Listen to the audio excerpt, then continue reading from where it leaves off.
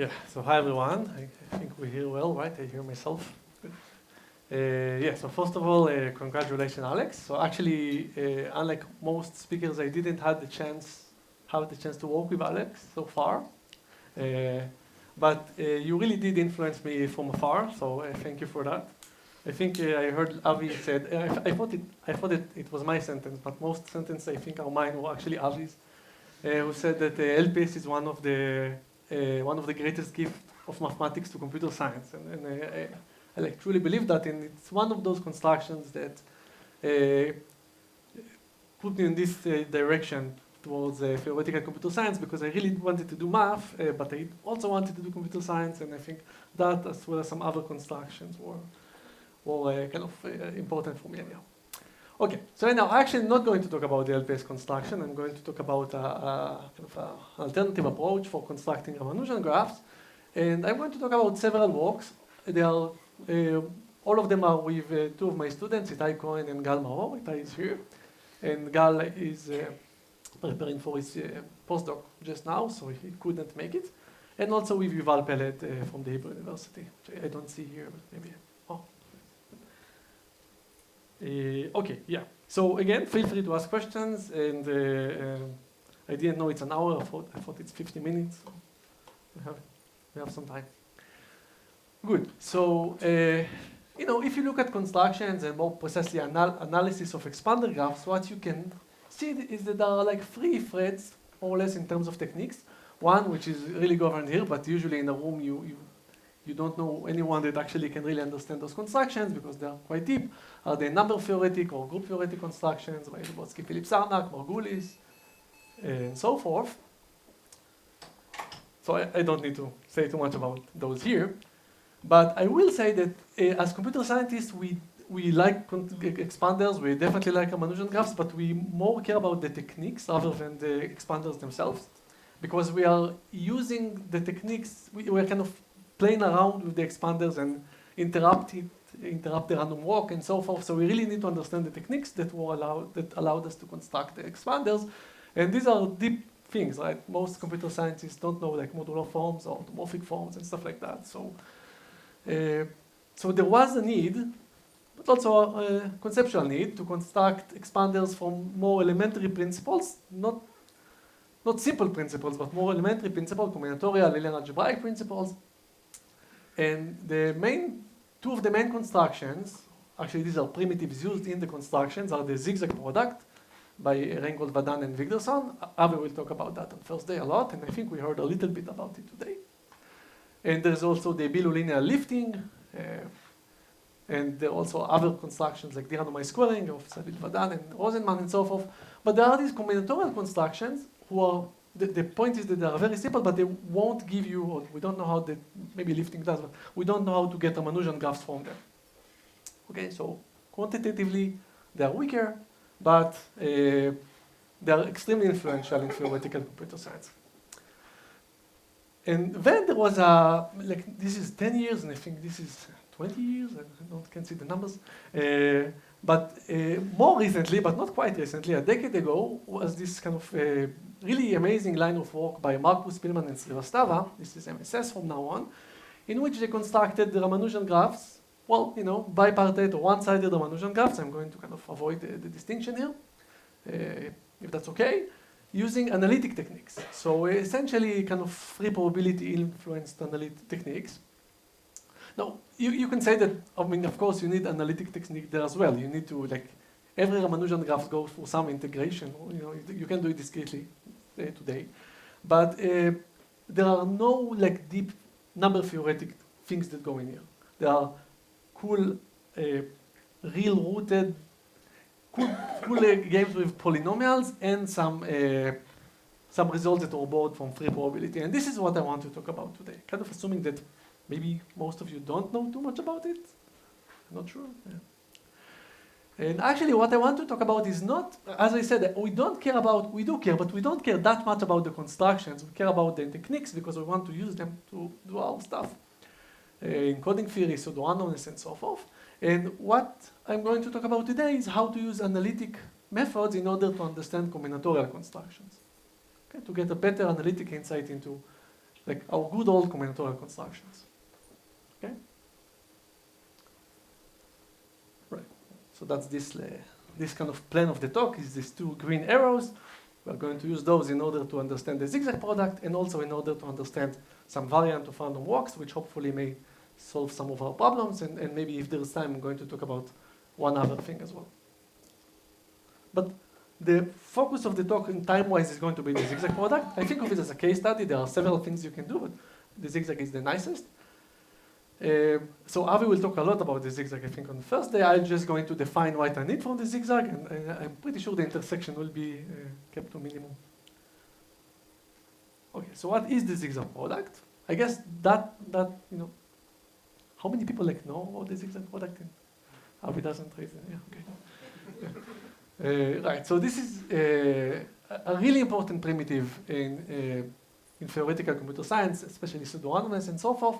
It was introduced 24 years ago by Reingold, Vadan, and Wigderson. I think that's conference version, so maybe you should take 1 year back.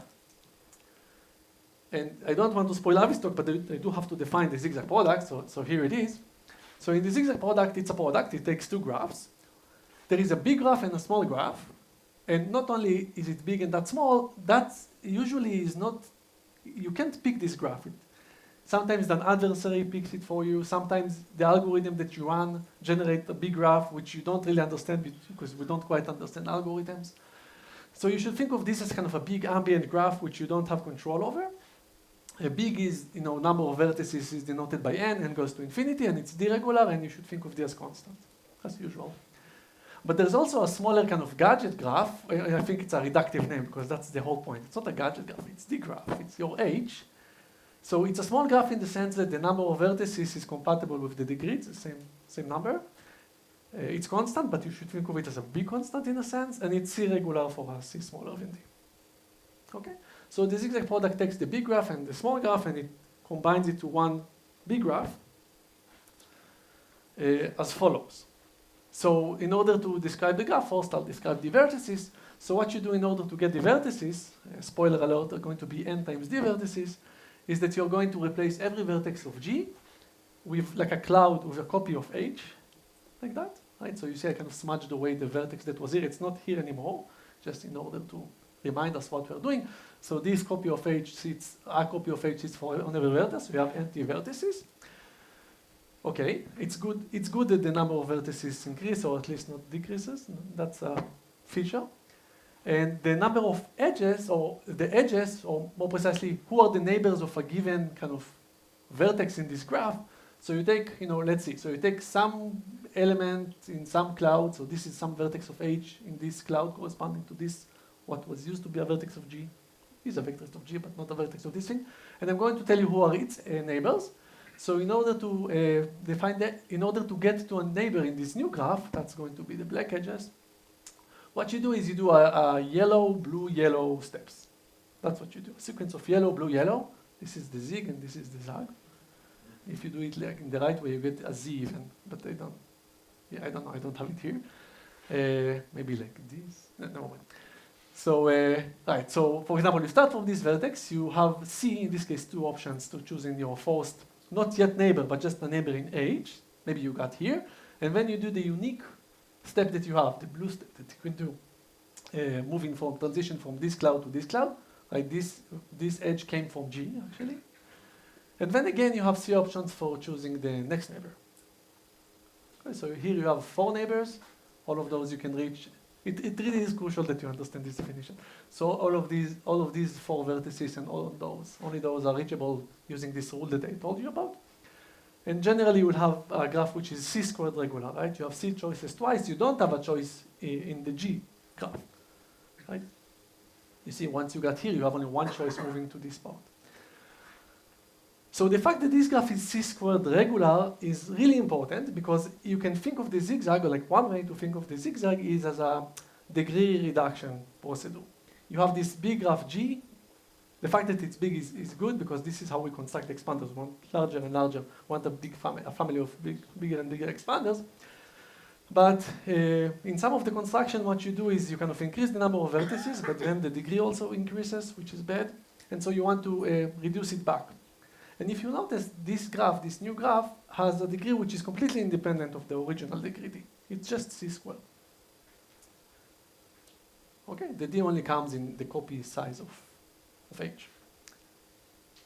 Any questions about that? Okay. Could you quickly, I don't know how to miss it. Could you quickly explain these black edges again? Yeah, sure. That is important. Right. So the fact that these are the vertices, is fine, I guess. Right. So in order to, so every neighbor of every given vertex is defined by a yellow, so an H edge, followed by the unique blue edge connecting these two clouds, and then followed by again a choice for a yellow edge. Okay. Right, so you have this one, and then the mirror image there. Good. And also, maybe I should say is that you can also. I mean, I said that you place a copy of H because that's sometimes confusing people because they overthink it, and it's good to overthink it. But so I said you place a copy of H on the neighbors of what used to be a vertex of G, but you can do it in many ways. You can decide. I mean, these have names, so you can decide maybe. Well, this is a very symmetric graph, but you can decide maybe that edge is going to be associated with actually that vertex and so forth. You can kind of twist this triangle, this rectangle, for cycle. And that is important actually. The freedom to have that is important. But I'm kind of putting it under the rug because I don't want to get into it. So the choice of edges actually depends on this kind of edge labeling. So is there any high-dimensional version of this?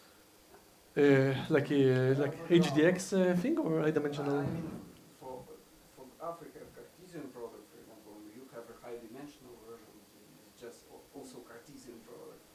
Do we have something similar? Yes. No? So if Avi said like that. Right? No, I don't know. Everybody is trying to find one that will have good properties. I mean, you can define many things, but the question, what properties do you get of that product? I don't know. For example, for simplicial concepts. Yeah, I don't have any useful ones yet. I don't.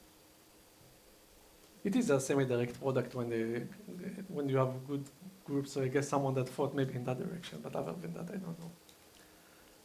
Right. So, but I told you that this is a nice error reduction algorithm, but there is a much easier error reduction. Sorry, degree, right? There is a much better. That's the research I'm currently. So there is a much better degree reduction thing that can be done, which is removal edges, right? So that's another. You can't beat that. So we really want this graph also to be a good spectral expander. We want things from it, and spectral expander is the first proxy for what you want, and the main proxy. So I will denote by omega the kind of normalized largest eigenvalue, second largest eigenvalue. Sometimes it's going to be both the second and the last in absolute value. I'm kind of going to hide it under the rug. But omega is the spectral expansion, usually only the one-sided spectral expansion. So as we said, so G is a graph on n vertices, degree D, and let's denote its spectral expansion by omega G. And same for H, right? It's a size D, like the degree of G. The degree is C, and let's denote the spectral expansion by omega H. What do you call spectral expansion? Right, the normalized, and so in some of the slides it's the normalized spectral expansion, in the other ones it's only considering the second largest eigenvalue normalized, and not both the last in absolute value and the second one. Always normalized. Always normalized, because graphs here are with different degrees, and so it's best to normalize them. Yeah. Right, so H is DC, and all of these numbers are between 0 and 1. Hopefully not 1. We want them to be small, right? Spectral expansion is good when this value is small. And of course, right, the zigzag graph, it has ND vertices, it has degree C squared, as we said. You have the two choices for the yellow edges. But the question is, what is the spectral expansion of this graph? So what Reingold, Vadan, Wigderson showed is that for every graph G and for every graph H, we like for every in computer science, because you can do everything. The spectral expansion is bounded by the sum of the spectral expansions. In fact, the bound is better, but this is the best proxy for this slide, so let me do it like that. So this depends on the labeling or not? No. No, this is Good, already- yeah. Right, so actually when I say for every G and every H, I also mean the labeling of G and H. Good. Right, so for every G, for every H, for every labeling that you want to have, that holds, and actually slightly better. I mean, this is not so good when the omegas are close to 1, but the actual bound is better.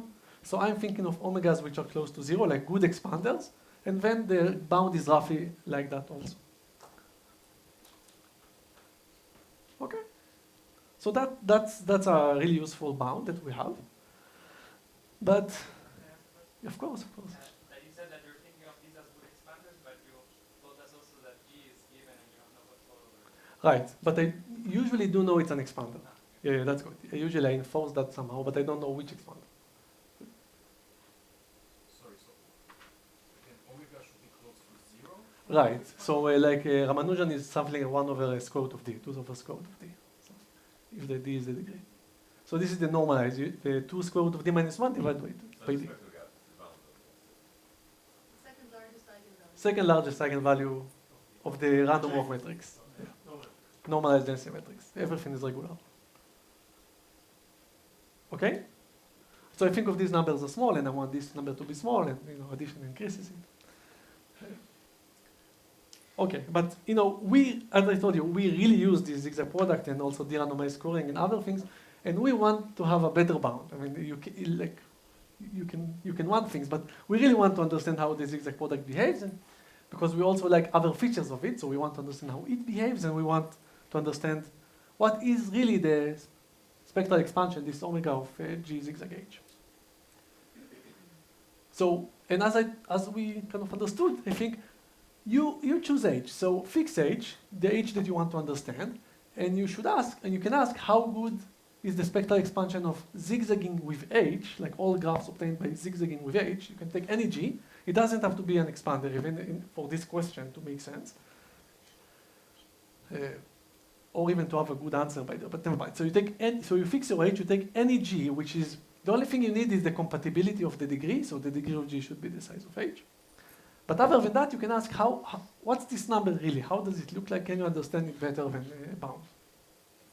Now, really is also it's a meta question. You can talk about typical behavior, worst case behavior, best case behavior, and so forth. But okay, so you ask this question.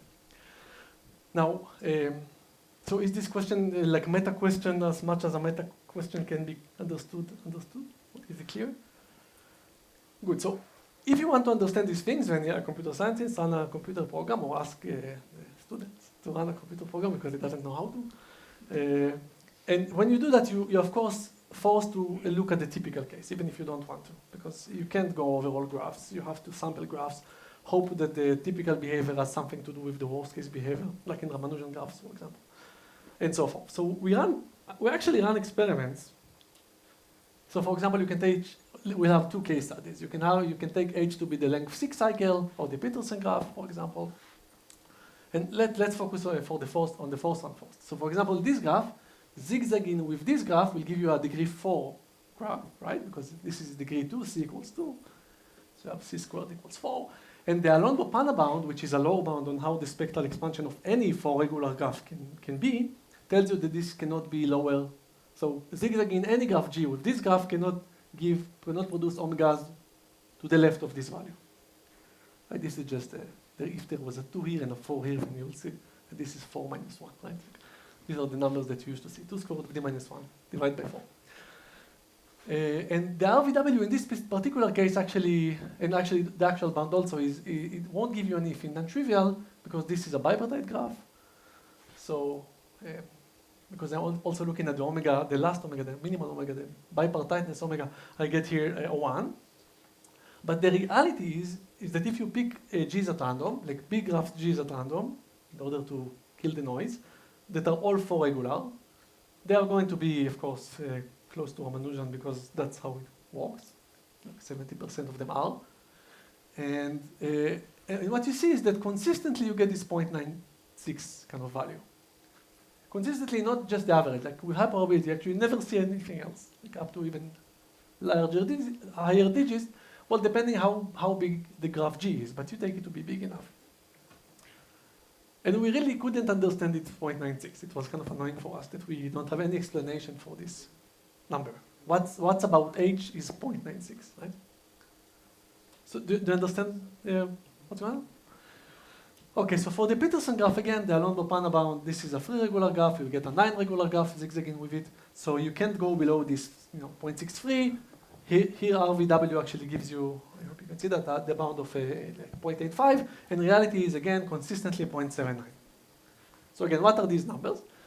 And actually, for quite some time, we just clueless. We looked at them. We have a spreadsheet or something with many graphs and these numbers. We hoped to get some, reverse engineering understanding of those.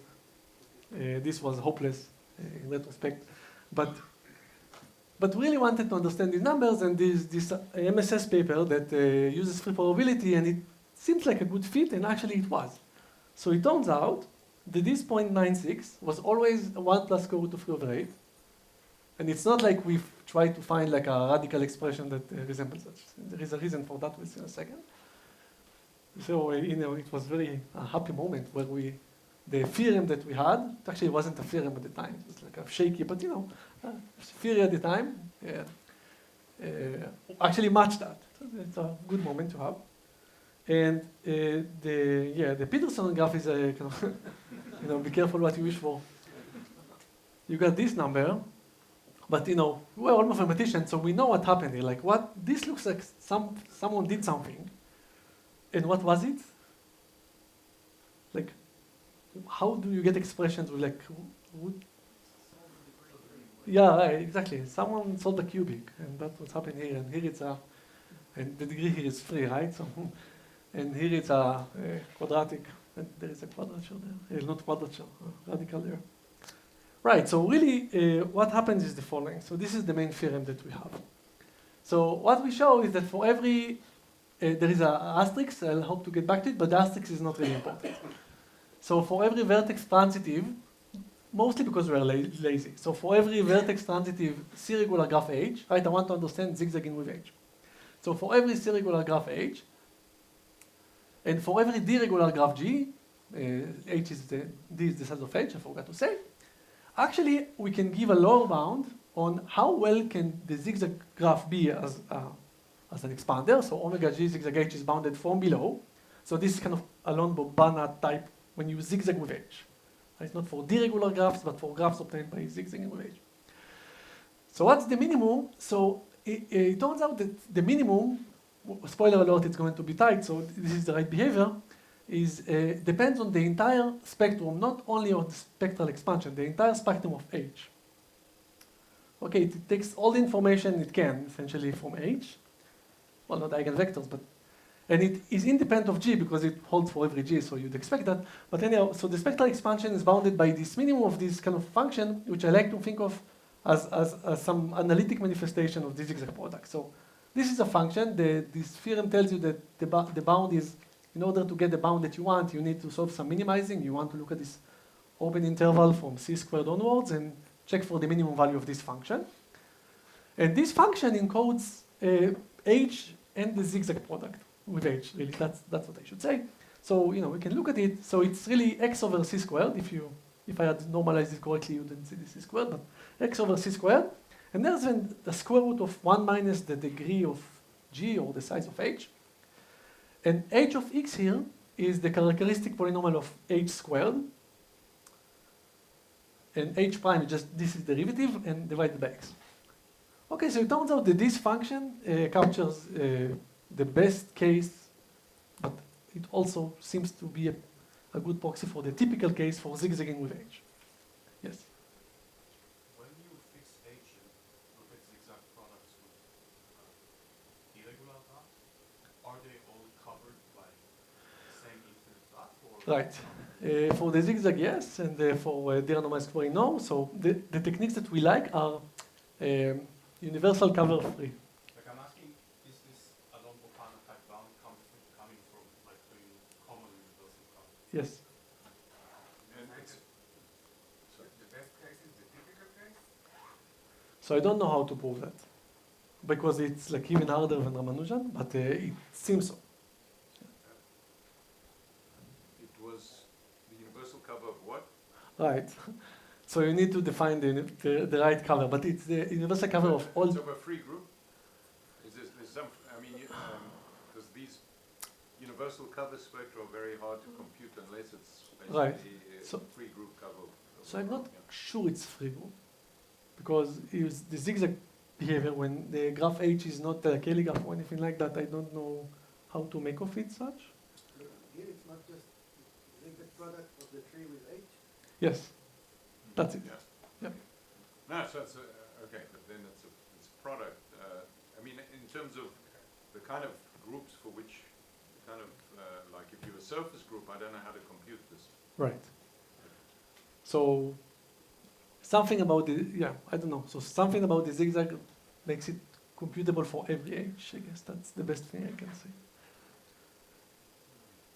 Okay, but I told you it's also tight, so let me just, so in what sense is it tight? So for every graph H, without even the asterisk, and for every graph size n, you can find the graph. Actually, I don't know if you can find, but there exists a graph G on n vertices, such that it matches that. So the zigzagging with H, that particular graph will give you the same bound. This is kind of like Ramanujan when you talk about zigzagging with H, among all of those graphs, which this is the best graph possible. So it matches the Alon-Bopana zigzag version. Right. Is it something like Friedman theorem that Alon Gel showed? No. The graph Right. I want to show that. I don't know how to show. So I don't know how to show anything typical, even losing whatever Friedman loses. I don't know how to do it. It just uses free probability. But you get 70% or something? No, I don't have anything. Yeah, I don't know anything about that's no, even. No, I'm talking about simulations. And simulations. So when you do simulations, or again with Gal and Itay do simulations and they explain them to me, they say that you can't really figure this out because the graphs can't be too big, and so the things that you see, you don't know if it's below the Ramanujan or above the Ramanujan really. It depends on the kind of the particular distribution, the Whitney distribution. It's not really something that you can learn from experiments, really, like with good confidence. But I don't know. I would imagine there is a different percentage but for every H, maybe. Like the distribution should be different for every H, I think. But with low confidence, it looks like it's less than infinity. It looks like it's less than 100%. It's less than 100%, but it's but it's quite confident. Right. So just for an example, I mean, I don't know. I guess, you know. Yes. Yeah. Right. Yes. I don't know if an example is in order, but just to have an example, if you take the Peterson graph, it's a strongly regular. It's a strongly regular graph. It has 3 eigenvalues. These are the eigenvalues. A lot of multiplicities. It's very symmetric. So you compute the z function right. The z function had this polynomial and its derivative and so forth. So you get this function. You want to minimize that. You can also do it without the root, but you want to minimize that. But from c squared, which is 9 in this case, onwards. So just pictorially, it looks like that, and you see you have this kind of behavior, and this is just I don't know if it helps, but to the right of 9 you get this minimizer and arg min, which is this number that we had before. Okay, so for me this is a simple thing to do. Like, some people kind of complain, like reviewers, that okay, go ahead and minimize some function. Yes, go ahead and go over all graphs and zigzag them with H. That's much easier, right? That's calculus, so that's simple. Okay, so as I said, the first part, the proofs of the first part is based on the analytic combinatorics. Actually, can I ask? I wonder how many we are all you're all group theorists people mostly that otherwise feels like me. So how many of you know about analytic combinatorics? I don't know how known this thing is. Oh, this is fantastic. I changed the entire syllabus in the first course in discrete mathematics to include part of that, because conceptually it's kind of really a good thing to have. I wanted to say the right thing to do, but and it's extremely powerful. So, for example, I mean, just what I mean by that, I mean that if you want to have a lower bound, this Alon-Bopana type bound, you essentially want to count cycles because that will give you information about the spectrum. So you can count cycle, you can do super smart like Friedman and count cycles really well, or you can consider a generating function whose coefficients are the cycle count that you want to have. And the point about analytic combinatorics is to consider this function not just as a formal power series, but rather as a complex, like meromorphic functions. And the pole, the singularities, but the poles of this particular function, you should have the function. You should do the right calculation, but of that particular function that is suitable, gives you a good approximation for the coefficients, and from there you deduce the bound. So you do kind of complex analysis to get like combinatorial results. I think it's amazing. I mean, maybe I'm kind of newbie to that, but that was amazing for me. And for the upper bound, so this is kind of Alon-Bopana, and for the Ramanujan bound. Sorry, this H. It's the number of walks. Can you tell us exactly what it is? You said you make a generating function. Right. Out of what exactly? Right. Good. Yeah. So you need to really, at the end of the day, you do choose the tree with zigzagging with the infinite diagonal tree, and you count cycles from the root. You remove one path, like usual. So, and that's always an algebraic function in your setting? Yes. Yes, yes. Okay. So because it's even like, yeah. Okay, so you do the... I mean... It's not clear how this expression came from there, maybe. But that's what, you are using that other thing. I mean, say you were to prove Keston's theorem. How are you proving Keston's? I won't prove it like that, but you can do it. Actually, I can do it. Yeah, you consider the generating function, right, and then you get an algebraic function. Right. So that you know the fact that they're Catalan, and you actually look at it as yeah, okay. Yeah. So I'm just trying to understand if the set of objects for which you get this generating function is a rational function. Yes, it's the radicals. Yeah. Is got to do with the theorem of Chomsky, actually. Ah, yeah, I think Itay, right? This is the characterization of... So it's falling into that category? Yeah, I think so. Not for de-randomized scoring, but for that. Itay gave a course about that. Yeah. You talked about it? Oh, yeah. I was a good student of Itay. You actually spent some time talking about this. Yeah, okay, good. Yeah, anyhow, so these are cool stuff to look at, but I am not going to talk about them. Today I'm going to talk about this part, also briefly. So for the tightness result, we use a finite free probability. Yeah. So what I told you about shaky proof is that initially we used free probability, which is illegal, because it's not compatible with finite operators, but we did that anyhow. And then we worked a little bit to prove things in the finite case. So let me talk about that, but are there any questions maybe about the theorem statement or anything? Okay. Oh, maybe I should say before that, you can consider the Zig-Zag product, but you can consider other things, other graph operations like graph products particularly. So for example, the Zig-Zag product, I wrote this Z sub H like that using the characteristic polynomial because we like them in computer science, but really the right thing to look at is the Cauchy transform and not the characteristic polynomial, at least in this setting. So what's the Cauchy transform? So the Cauchy transform of a graph H is this thing, right? You encode the spectral of H in the poles rather than in the zeros. And you will also immediately probably see that this is the log derivative, normalized log derivative, right? H prime over H over D. Okay, so so you see, this is really, what really appears here is really the Cauchy transform. So it looks like, actually that's the right thing to do. And I'm telling you that is because, for example, and I find this as a curiosity, the replacement product, which I'm not going to define, but it's a much simpler thing, everyone knows the replacement product. Actually, you can express the Zig-Zag product as a bunch of replacement products. So that's a simpler combinatorial object. It was never meant to be an expander, so really question about expansion there is weird, but still it was nice to have. Actually, it was quite harder to prove, to get the right function there. What is the replacement? Yeah, I'm not going to, you replace things. I'm going to talk about, yeah, it's like 1/3 of the Zig-Zag or something, I don't know. So. But I'll talk about something else now, that's okay.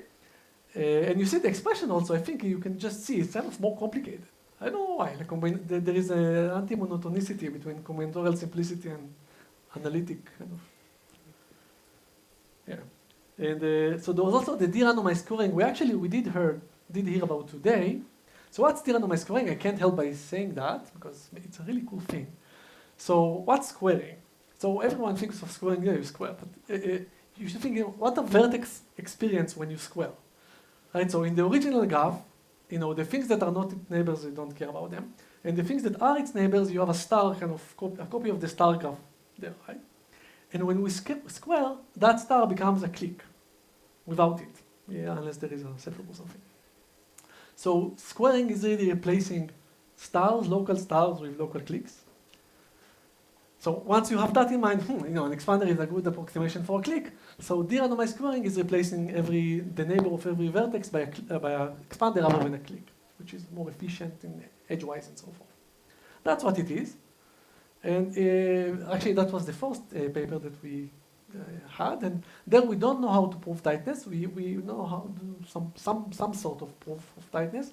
But that, you see, there again, you get some expression involving the Cauchy transform.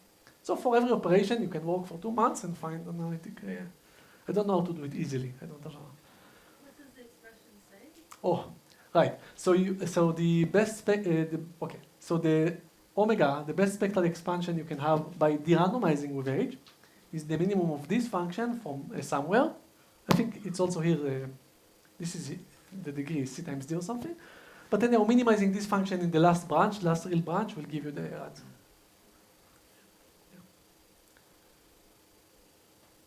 Okay, so. But do you have tightness also for the de-randomized squared? No, we have something close, but we don't have it. We have the Ramanujan, but not the Alon-Bopana. Or the other way around. The other way around. Oh, too many quarters. Yeah, right. Okay, good. Okay, so there are 2 things we can do. We can either describe the proof sketch. Yeah, let's do the proof sketch. Okay, so let me talk about the proof upper bound, just so you get a feeling about how this free probability or finite free probability, it's going to be smudged away the details and the differences between them anyhow. How does it look and what do you do when you get up in the morning and you do those things? So this is what we want to prove.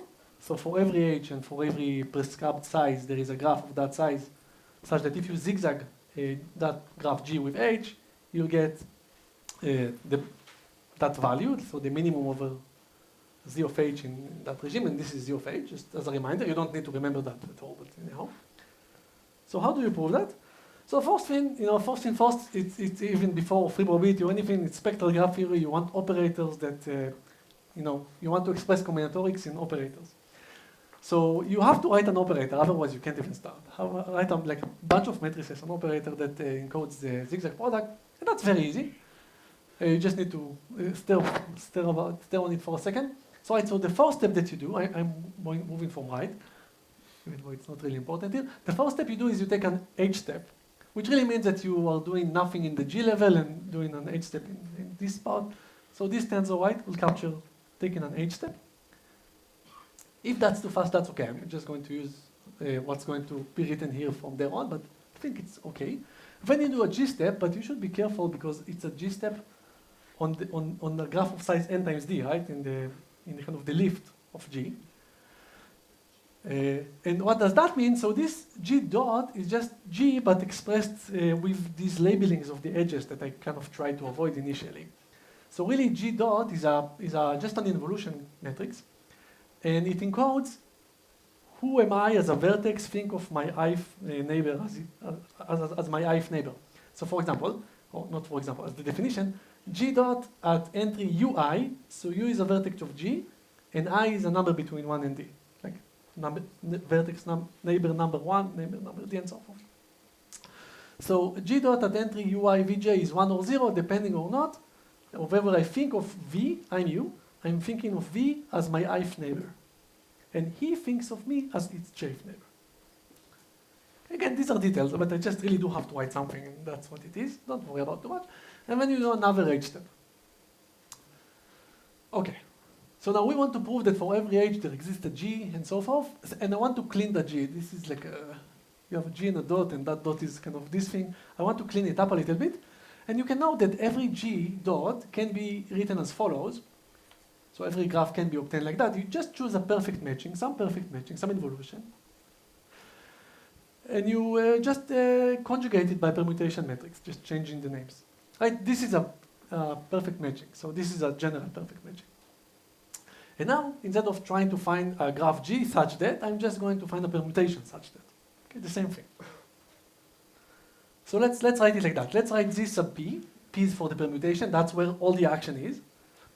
Is just write this product. We have H, and we have this perfect matching conjugated by P, and then another H. And this calligraphic or whatever H is just a shorthand for the lifted H. So let's denote it ZP like that, and what I really want is to find a P for which this has a good spectral expansion. But these P are restricted, right? Any permutation. No, any permutation will be. But you have this structure of G. Okay. Because you don't. Right. I mean, G dot is just a perfect matching, like between like half edges. You can think of it like that. And this is just you just choose some naming and rename them. Sorry, I want to get the dimensions right. So H is a fixed small matrix, D by D. Exactly. But And this is ND. and G, you randomize the n vertex graph, and out of that you define G dot. No, so G dot is just a more accurate description of G. Instead of telling you who is connected with whom, like which vertex, which is just, for that you need an n by n matrix, I'm actually telling you what are the labels also. How does U think of another one of its neighbors? So you need ND by ND operator for that. ND, like the size of G times the degree. At the end of the day, it's randomizing something on n vertices, right? No, because It's not random. right, and the information is about ND, not N. You have ND the degree. Construct it once, G and the labeling, and it's just a perfect matching of ND versus. Exactly. There's nothing, there's no homogeneity. So you're constructing both the graph and the labeling of pendulum orientation on each. So you can think of this as the graph, like because what is the graph? Right? Yeah, no, that's fine. There are different ways of.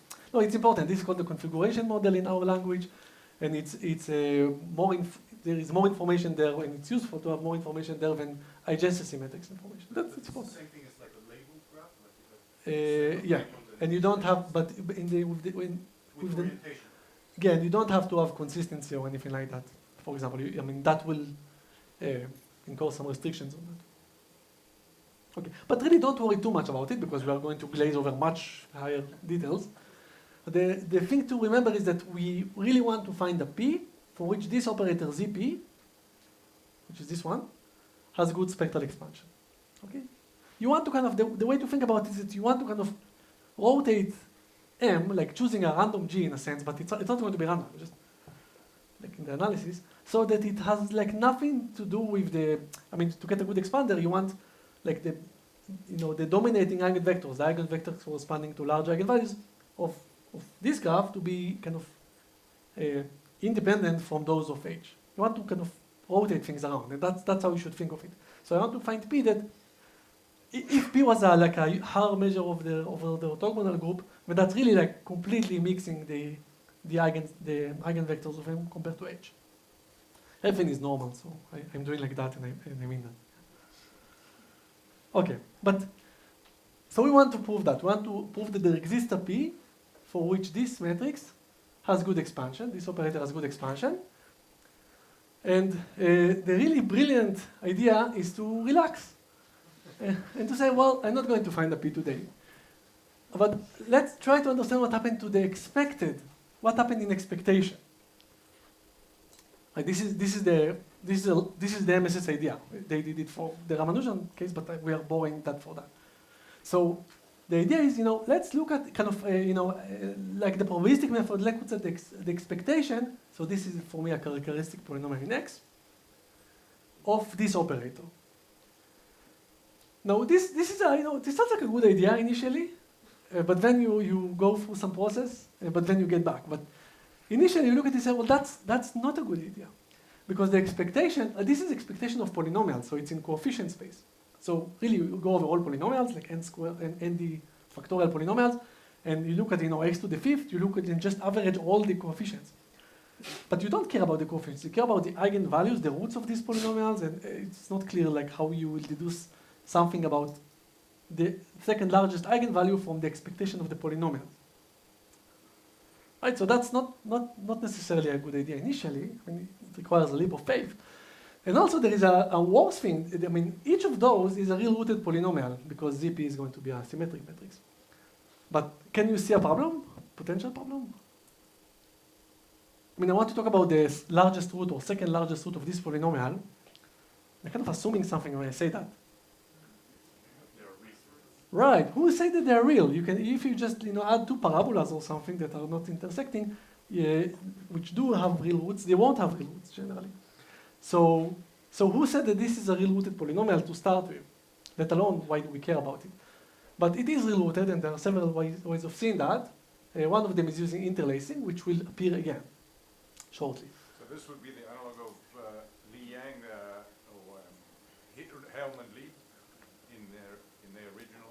Ah, yeah, right. They did it like that. They used I forgot the matching polynomials. Ah, yeah. So good. So for the original construction, they used the matching polynomials. I call this paper. I don't think they would like it. Pre-MSS, because it was a decoy.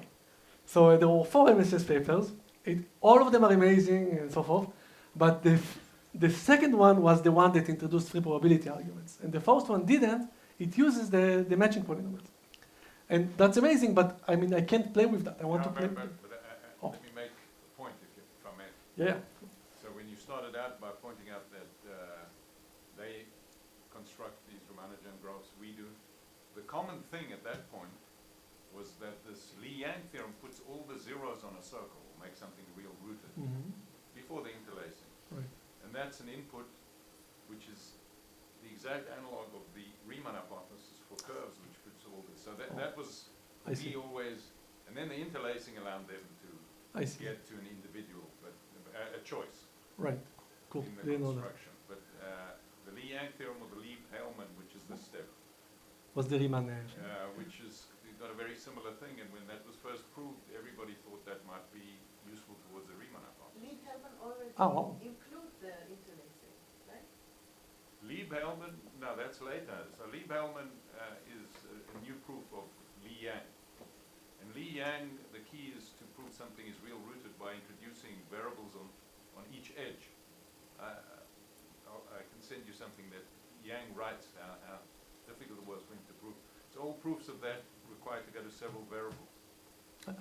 If I can also have a copy of that. But okay, so you this calculation that you have here, that Q is real-rooted. Right, so they use like real stable polynomials, which I imagine were used, but you can actually use interlacing. I don't think they use that, but you can use whatever is used anyhow later to save that step. Yeah. Cool. Okay, I'll just keep going on. So, you look at this expected characteristic polynomial, and the first thing you do is use I just wrote it here, and use the triviality to move this h here, right? Characteristic polynomial ratio. And now the first thing to note is that, all of these operators have the all ones vector as an eigenvector. Like this is a perfect matching, this is a permutation, and this is regular. And like with a c, 1, 1, and 1. So each and every one of these polynomial has x minus c squared factor there, times like 3 ones. And so really the action happens in this remaining part, right? So what happened orthogonal to the all ones vector? So you can write this polynomial as this kind of trivial part times something, and that something is something that we want to understand. And it turns out that that thing is... Oh, yeah. Good. So I just named it Q of x. I wanted to call it even like question mark of x. And this is where the action goes, and now I'm going to write Q of x. But I actually never going to use the word Q again, the letter Q again. So it's confusing. So this is Q of x. So I just rewrote it again. So this expected characteristic polynomial is x minus c squared times this interesting polynomial. And it turns out, it's non-trivial, that this polynomial is actually obtained by taking whatever is called the multiplicative finite free convolution of 2 polynomials. And these polynomials, these are not quite the h from before. So this is really the expected characteristic polynomial of h squared. But you remove the x minus c squared part because due to the all ones eigenvector. And m of x is the same. You take the characteristic polynomial of the perfect matching, which is very simple, divided by x minus 1, because 1 is an eigenvalue corresponding to the whole 1's eigenvector. Right, so for example, I mean, this is I think it's a surprising result. Why is it surprising? I mean, when is it not surprising? If P was a Haar unit, like a random orthogonal Haar, according to the Haar measure, I mean, you would expect that this polynomial can be written only in terms of the spectrum of h squared and m. So there is going to be some function that take the spectrum, so we encode it here as the polynomials, and produce the value. But it's not clear that a permutation is kind of random enough to decouple the eigenvector structure of h squared. And it is true, and it's called a quadrature, and it's really a beautiful part of the MSS 2, like, or 1 if you start from 0. I mean, I wish I had an MSS 0, yeah, don't get me wrong, but MSS 1 is amazing. Right, it turns out that's true, and actually this is exactly the same thing as replacing with the Haar. It's not something different, it's the same thing. So this multiplicative free convolution kind of hides some analytic things that I'm going to hide, and I'm only going to tell you what I need from it. But for us, it's just important to know that this expected characteristic polynomial is understandable in terms of this thing. So if you understand this, you're going to understand what happens. And what we want to do, we want to bound the second largest root of this thing. I mean, it's not clear why, because we have expectation, but say we want to understand the second largest thing of this thing, so it's just the largest root of that thing. So in Peled's work, yeah, on free probability where this convolution comes in, so right. he's trying to, so he studies free products probably. Yes, exactly, that's... And you doing whatever he does for free product in the finite level, but for semi-direct, or whatever the Zig-Zag score. Yeah. Exactly, yeah, exactly. So, so MSS had to invent, actually they only had to invent the additive free convolution, the finite additive, yeah, everything, yeah. And we needed the multiplicative version, but they developed it to sufficient extent. And there is a big difference between the additive finite or multiplicative finite and non-finite versions, and we're going to ignore them. But that's a lot of MSS's work to make free probability kind of a finite, a theorem about finite operators, which is amazing, and losing nothing by doing that. Not approximating the infinite thing, but doing as good as the infinite thing. Like you are all used to it. You take the quotient of a group and it stays below, within the spectrum. But usually people lose when you approximate an object that you understand. Anyhow, so we just want to understand the second largest, the largest root of this thing. Did Yuval Peled ever look at these kind of products? Yeah, he did. And there is a difference in free and finite free probability. Yeah, but in the free, did he look at semi-direct? Yeah, he looked at, I don't know if he looked at, okay. A free product, I know he looked at. Yeah, that's what he looked at, yeah. I don't know if there's anything else about that. Yeah, there are some conditions. One of them has to be PSD and so forth. Right, so you know what, I don't know. Probably I won't be able to. Okay, so let me just do something like that. We understand this? And with some calculation, we can actually understand, we can bound the expected characteristic polynomial. And then there comes the question, you know, and the bound that you get is exactly what you want. This is Z sub h function. But the question remains how you deduce something from the expectation, you know, about a particular P. And that's called the interlacing part. So I have to skip a little bit. So the interlacing part of MSS, and we kind of use it, and I don't remember if we change a little bit, but maybe, I don't know. It tells you that that's also a kind of completely, I think, isolated set of techniques from quadrature or free probability. So you really need three things to do it. So they show how you can, like, because of the structure of these polynomials and the relation between them, they show that actually once you have a bound on the expectation, there is a bound, overall bound on one particular permutation, and Michael Cohen then gave an algorithm for finding it. A weakly polynomial time algorithm, weakly explicit. Okay, but I want to, if that's okay, that's all I want to say about, I mean, that's not all I want, that's all I'm going to say about the Zig-Zag product. I'm going to completely skip it. I was like, yeah. I just want to finish with a curiosity, which I was hoping you can help me with. So as I told you, I'm going to talk about something, I'm going to give you a fairly general theorem, although it's not a theorem. So it's one of those things which is true, and it's sometimes provable. And this is the thing we do all the time, like we kind of get the hang of it. When we want to prove something, we use these meta theorems, and then if we work hard enough, we prove them, but we know what's true before we know it's true. So that's kind of a fun fact to have. So here is a theorem that maybe you can find interesting and then the curiosity. So say you have a graph H. I mean, I think you're going to be able to relate to this question. You have your favorite graph H, and you want to add it because you like this graph. It's an LPS graph or something. And you want to add it, but of course, if you're going to add it with itself, it's not going to end well. So you want to rotate H as much as you can, like every copy of H. Maybe you take T copy of H, you rotate each of them using a permutation because you want to stay a graph. And you can ask, what's the spectral expansion of this thing? And that's a general question. And the answer is always like that, but it's not always provable, depending on what do you mean by H. Okay, never mind. It turns out that this thing has spectral expansion, which is this thing. So it's T times x0. I need to tell you what x0 is, but T is the number of copies, minus T minus 1 over the Cauchy transform of H at x0. That's true. Trust me, you can see that all the time. Ah, right. There exist permutations. Sorry. Yeah, good. For every H there exists permutation. It's also true for random permutations, but that I never know how to prove. That I know how to prove sometimes. Hopefully in all of the papers. You mean also at most, right? Spectral expansion at most? At most, yeah. And it's usually also tight. But what is x0? So x0 is the largest real root of this equation. Right, so you have T minus 1 times the derivative of the Cauchy transform plus T times the square of the Cauchy transform. So it turns out it has a real root, that's a theorem, that actually is a theorem, and the largest one is if you call it x0 and plug it here, you get perfect alignment with experiments, and there is a reason for that. We are cheating and we're using free probability instead of finite free probability, and it works. MSS didn't cheat. MSS, so far I didn't cheat also, by the way, just here. MSS proved the version of this theorem that they need. So what does star mean on your theorem? What is the star? Yeah. The asterisk, yeah. It means that I know how to prove it for some H's.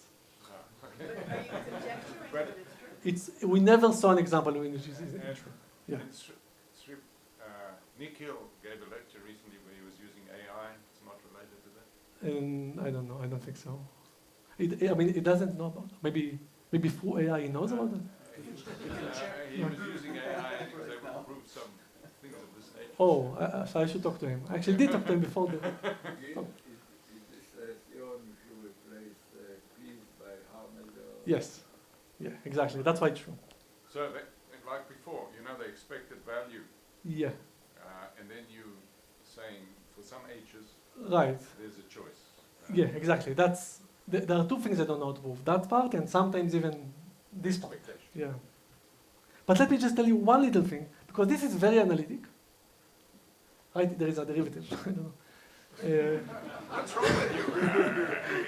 These guys don't want to do calculus. Yeah, exactly.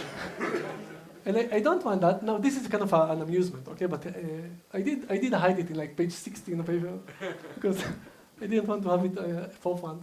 Maybe I shouldn't say it here, but then I'll do it. So this is the equation that we said before, and you see the derivative, I wrote it as like physicity, like a dot, and it's red, which is bad. And it turns out that if you, turns out that if you play with it a little bit, I forgot to remove the slide, then this is, that's very easy. This is equivalent to this. So what's written here, I just replace this thing with this part, so it's a second derivative of the Cauchy, of the characteristic polynomial divided by the first derivative, and that, well, I guess there are some t's that move, but anyhow, there is also this expression. Now, this expression, what is this? It's kind of I forgot maybe the normalization, but it's essentially the Cauchy transform. And this looks like a Cauchy transform, right? I mean, a Cauchy transform is, you take a characteristic polynomial and you look at the derivative divided by the polynomial. And here you do it like twice. So it is the characteristic polynomial of a graph, let's call it the question mark graph, where this question mark graph is the graph for which the characteristic polynomial is the derivative of the original one. So who is this graph? Is there a graph for which, you start with a graph H, you look at the characteristic polynomial, you derive it, you get 1 degree less also, so number of vertices should decrease. And then you get a graph. Who is this graph? That's kind of making this combinatorial in a sense. Because then you have no derivatives, only like in the graph level. So do you know what this graph is? Yeah, subcontraction. yeah, exactly. Good, Because good. that, by the way, that's how Lieb-Hellman proved the real rootedness. Well, He so maybe I did shouldn't by put in contraction. page 60. Right? Really? Okay, so I should catch up on those. These like 50, 60 ideas, or like. So after Li Yang, they gave a new proof of Li Yang. Oh, I And see. the whole point was to prove it inductively by contracting the graph. And Oh. Okay, so I should definitely look at it. But anyhow, it turns out that there is no graph like that. But I said when actually, if you kind of extend your idea of what is a graph, and you look at, so it turns out that if you take the characteristic polynomial and take the derivative, when it's not a graph, I mean, it should have one vertex less because it's degree 1 less. So which vertex should you remove? So all of them. So what you should do is you take a random vertex. This is a very easy theorem. Take a random vertex and look at the characteristic polynomial of the graph when you remove that vertex. In vertex transitive, it's simpler, of course. So if you consider like I don't know, superposition in that sense of graphs, then the analytic equation becomes a completely combinatorial equation that involves the Cauchy transform of the graph and that of this super graph or whatever. I don't know, it's kind of amusing for me, but I just wanted to share, and actually, I think I'm happy I did because I learned something. Okay, so I'm out of time. Let me just wish Alex many more years of doing great research. Happy 70. Thank you.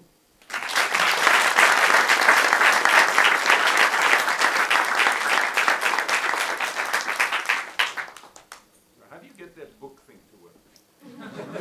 Right. Yeah. That question has been asked more than you would think in talks. It's called a paper, but it has some glitches.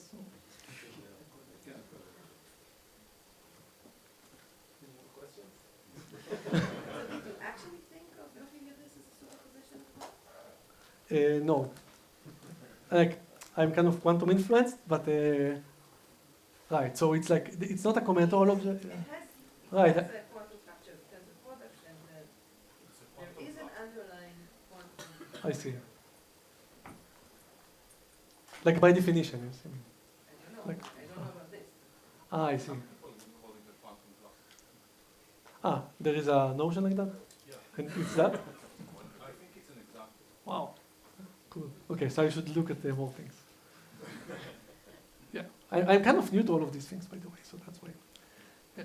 Okay. So, your last theorem with the permutation matrices, that's the same flavor of the Birkhoff theorem for bistochastic matrices that are a convex sum of permutation matrices? That's I know the fear, but I don't. Yeah.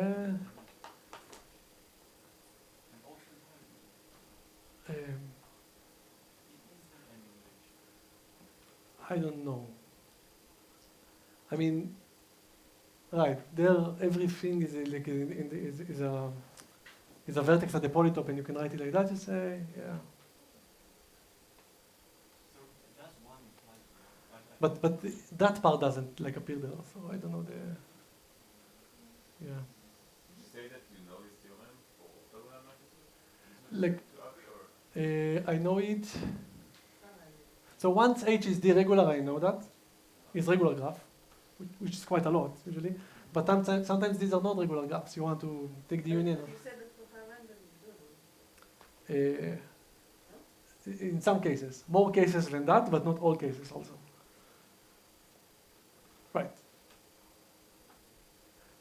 I think you will be able to prove something like that with some error, like you're going to pay for moving from the infinite case to the finite case. And I don't know how to do that. I think that's doable, but I'm really interested in not paying anything and staying below the infinite case also. So Doron, in your work with Sauer, was it Paul maybe? Oh, yes. Paul. You have this Lieb-Hellman in more general setting where you have this expected value. Does that apply here? how did they see it? You can tell us how this improves the eigenvalue of H. Right. We see a formula, but what does it Yeah. do? Right. So the bottom line is that you learn two things. You learn that the zigzag product has it can never be a Ramanujan graph. The bound that you prove, the general bound, it actually matches that. You can match it with simpler ideas, but here the constants are correct also. And for per graph, when you get some number, and I mean that's what you have there. But in the de-randomized squaring case, which for me was like a completely analog construction, there you can actually get Ramanujan. I mean, we don't have the tightness, but Arbitrarily close. arbitrarily close. That's good. Yeah. So I don't know. This gave me at least. I mean, I don't know how to see it combinatorially. I'm talking about this theorem. You just average some mutex properties of the graph arbitrary 1%. Right. Right. So like that's what happens, but it's you're right. Right. Yeah. Give me. Yeah. Good. So some of the reviewers were also like. I mean, if you take a cycle and you take two copies like this, you probably get a very good explanation. Yes, actually, that we do know how to prove, and actually, I think it's nice. So MSS took the D perfect matchings, and we can take 2 cycles or D over 2 cycles, and it works. It gives you the same thing. And other things as well. For example, we have this work about the ultra sparse graphs. You want an expander, but with average degree is 2 plus epsilon. You want just above like connectivity or disconnectivity. And there are several things you can do. You can take a cycle and a partial matching, or you can take 3 partial matchings, like and so forth. And this theorem holds for all of them, but we know how to prove it for some of them. And you get analytic expression like you should never come up with, and they completely match the experiments. So it's true, but we just lacking the mathematics. Yes. Can you explain what did you use the vertex positivity in the proof? Sorry? The vertex positivity? It's Itay, correct me if I'm wrong, but it was mainly because we're lazy. I mean, it should work for graphs which are also not like that. It's just easier to count cycles like that because you're vertex transitive, so wherever you land, it's the same picture. Like you move from vertex 1 to never 5 in the infinite tree, but it holds in general, I would imagine. Yeah. Can you explain what is the infinite version of the theorem that you say is true? Right. If H is an infinite operator, compact support spectrum, say bounded degree. When what is true is that if you take random elements like abstract or non-abstract, I prefer abstract, then this is the spectrum bound. So you do this calculation and you get the spectrum bound. So from that, I think you should be able to say that if you are finite and not infinite, you could do something with error. I don't know how to do that, but I definitely don't know how to not pay the error. Do like MSS to free probability in the more general setting. And when you define the zigzag product, is you first work in small graph and work in the big ambient graph and then work in the small graph. But here, the permutation looks like you first work in the big graph and then work in the small graph and then in the big graph. Right. Yeah. So the permutation is really here just like renaming the vertex, the names of G. So that's what it does in this particular case. Maybe I can. Yeah. All right. So if there are more questions, then go talk to Gil during lunch, and let's thank Gil again for a great talk.